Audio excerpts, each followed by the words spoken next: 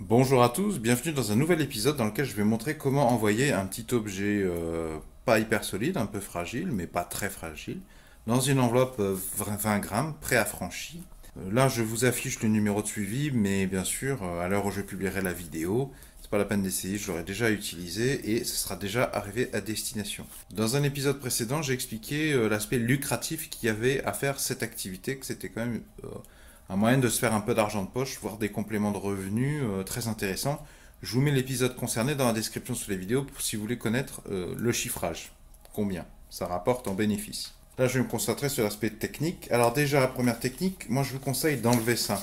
Parce qu'en fait, c'est marqué 20 grammes, mais c'est pas précisé. 20 grammes, c'est la marchandise ou le poids total. Parce que vous pensez acheter 20 grammes d'affranchissement, mais le papier, il y en a pour au moins 5 grammes. Donc en fait, on ne sait pas si c'est 20 ou 15 grammes. C'est assez malhonnête de la part de la poste d'ailleurs. Et puis en fonction de l'humidité, le poids peut varier. Donc déjà, moi je vous conseille d'enlever ça.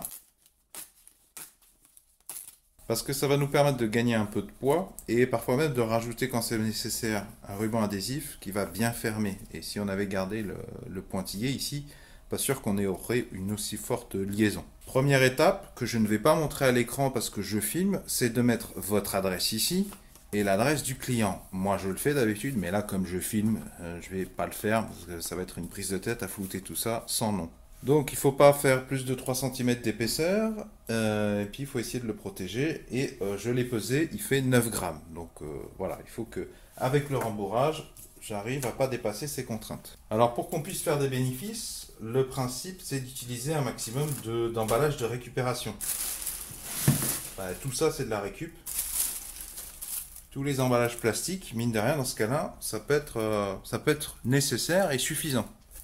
Faut pas que ça soit trop sale pour le client.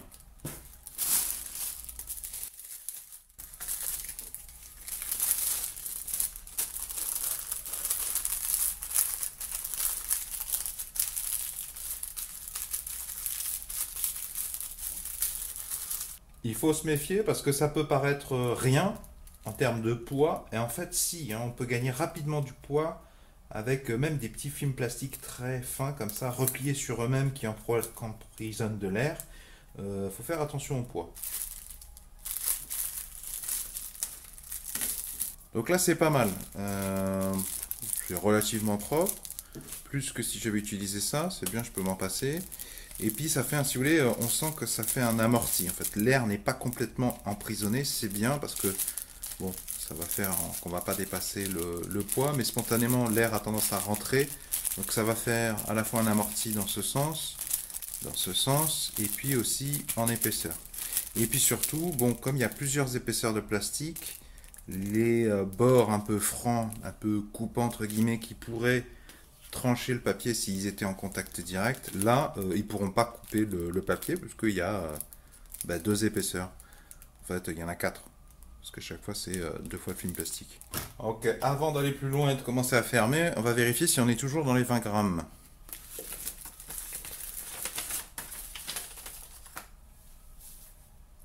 Ok, bah c'est bon, je vais pouvoir fermer mon colis. Alors pour fermer mon colis, soit il y a ça, souvent en complément, moi je rajoute un peu de ruban adhésif. Alors pour faire un maximum de bénéfices, faut pas acheter son ruban adhésif n'importe comment, n'importe quel conditionnement, faut l'acheter à un bon prix. Moi je vous mets les références de ce prix, j'achète un lot de 6 ou 9. Livraison incluse, les tarifs sont raisonnables, tant et si bien que je ménage mon bénéfice. Je vous mets les références dans la description sous la vidéo de ce ruban adhésif. Peut-être que vous trouverez d'aussi bons prix, voire de meilleurs, dans des enseignes comme Brico Dépôt ou chez Action, mais c'est pas sûr. Avant de mettre mon ruban adhésif, je vais marquer mes adresses. Et c'est beaucoup plus sage de marquer les adresses avant de plier. Si on commence à écrire alors qu'il y a déjà le colis dedans, on a toutes les chances d'abîmer le papier, de faire des trous avec la mine. C'est pas malin. Alors voilà, c'est terminé. Là, je pourrais flouter, comme l'enveloppe est immobile, je pourrais flouter facilement. J'ai pas eu besoin de rajouter, là je pense que ça ira, mais tu vois bien qu'il y a mon adresse à moi au verso. Ça c'est très utile parce qu'il y a des clients des fois qui font des erreurs dans l'adresse qui marquent. Et si jamais tu n'as pas mis d'adresse retour et la poste ne te renvoie pas le colis, eh ben l'acheteur te demande des comptes sur eBay, Et si tu n'as pas de preuve que tu l'as envoyé et que la poste te l'a restitué pour mauvaise adresse, si tu n'as pas le motif, tu vas être en tort.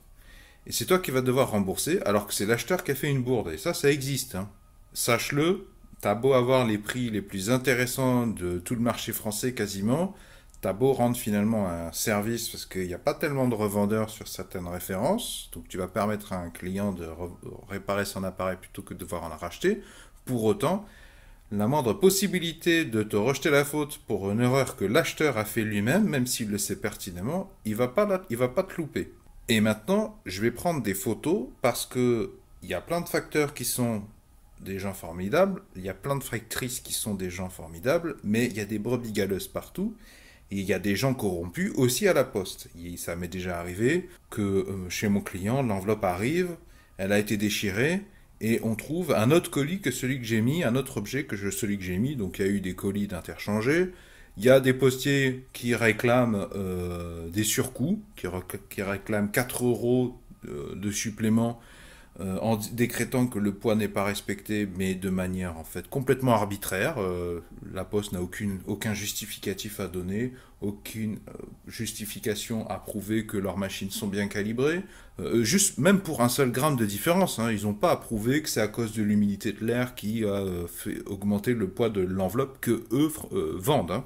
Donc, je vais prendre des photos qui montrent le poids, qui montre que ça a bien été écrit l'adresse correctement, au recto et au verso, que ça tient, et voire même avec un biais à coulisses, je vais prendre une photo de l'épaisseur pour pas que la poste puisse me mentir en disant ah oui, votre colis est perdu, c'est parce qu'il devait faire plus de 3 cm.